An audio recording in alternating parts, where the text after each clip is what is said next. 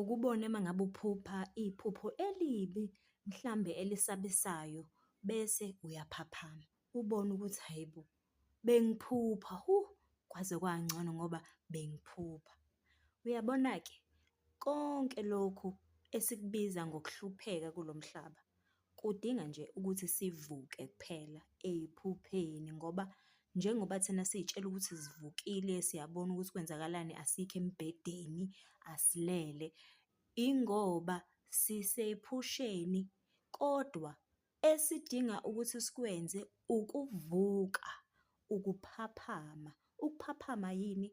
Ukuvuka ubone izinto ngokwendlela eziyiyona ngokweqiniso, not ngale ndlela esifakwe yona emqondweni ukuthi sibuke ngayo izinto.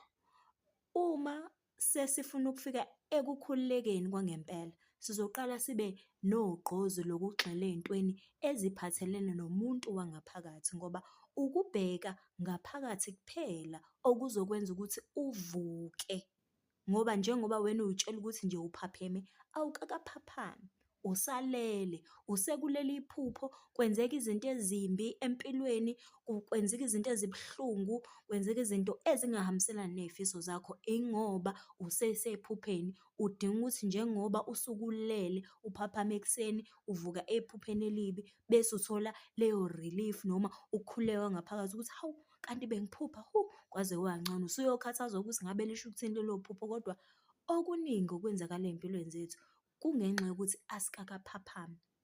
Ukuphaphama-ke kudinga ukuthi wazi zonke izinto. Okokuqala, uzodinga ukwazi umthetho wendalo.